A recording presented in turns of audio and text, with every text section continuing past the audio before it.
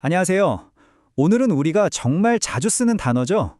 패션에 대해서 한번 제대로 파헤쳐 볼까 하는데요. 그냥 열정이라고만 알고 넘어가기엔 이 단어가 품고 있는 의미가 정말 깊고 다양하거든요. 자, 그래서 오늘은 이 패션이라는 단어의 여러 얼굴을 한번 따라가 볼 거예요. 단어의 뿌리부터 시작해서 이게 실제 행동으로 어떻게 나타나는지, 또 어떻게 다양하게 묘사할 수 있는지, 그리고 이게 왜 중요한지까지요. 마지막에는 여러분의 패션을 찾는 시간도 가져볼 겁니다. 총 6단계로 한번 깊이 들어가 보겠습니다. 자, 그럼 시작해 볼까요?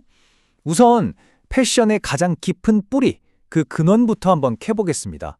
이 단어가 어디서 왔는지 알면요, 그 힘이 확 와닿으실 거예요. 사실 패션의 어원을 보면 깜짝 놀라실 수도 있어요. 이게 어디서 왔냐면요, 바로 고통을 뜻하는 라틴어 파시오에서 왔습니다. 와, 신기하죠? 그러니까 이게 그냥 좋아 하는 가벼운 감정이 아니라 때로는 고통까지 감수하게 만드는 정말 강력하고 깊은 몰입 상태라는 걸 알 수 있는 거죠. 자, 예문을 한번 같이 볼게요. He pursues his dreams with great passion. 그는 큰 열정을 가지고 자신의 꿈을 추구한다, 이런 뜻이죠. 여기서 패션이 바로 그 꿈을 향해 달려가게 하는 아주 강력한 엔진 같은 역할을 하는 겁니다.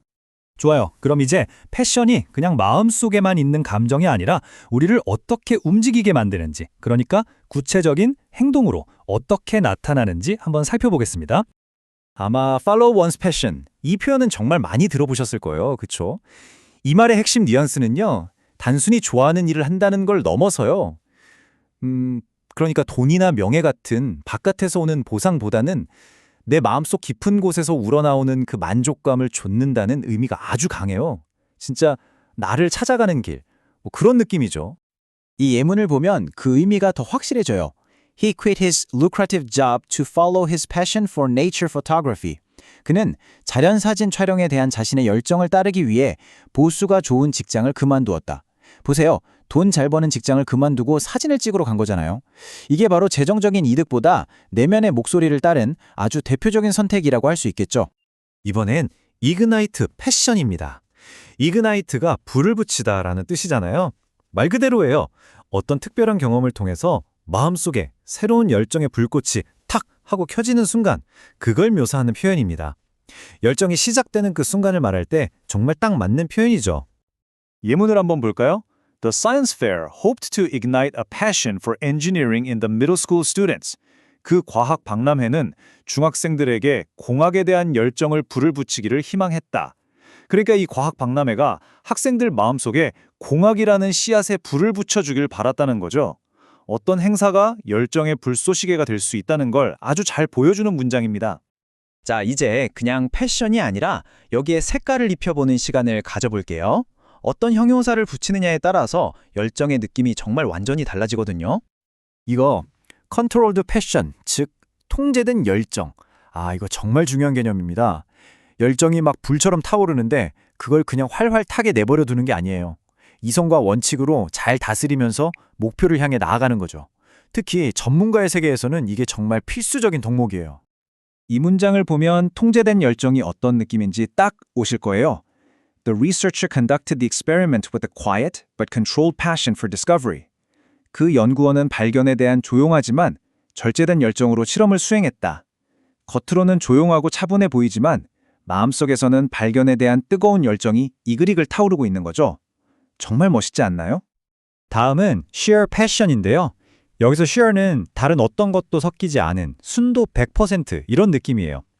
그러니까 돈이나 명예 같은 다른 이유 하나도 없이 오로지 그 일이 좋아서 그 자체를 사랑해서 하는 순수한 열정을 말하는 겁니다. 예문을 보면 그 의미가 더 와닿죠. The nonprofit project was driven by the sheer passion of its founders, not corporate funding. 그 비용리 프로젝트는 기업의 자금 지원이 아닌 창립자들의 순수한 열정으로 추진되었다. 그러니까 이 프로젝트를 움직인 힘은 돈이 아니라 그냥 순수하게 이 일을 하고 싶다는 그 창립자들의 마음 하나였다는 거죠. 정말 대단하죠. 자, 이제 정말 중요한 부분입니다. 오늘 내용의 하이라이트라고 할 수 있겠네요. 우리가 지금까지 배운 패션의 이 섬세한 뉘앙스들이 도대체 왜 중요할까요?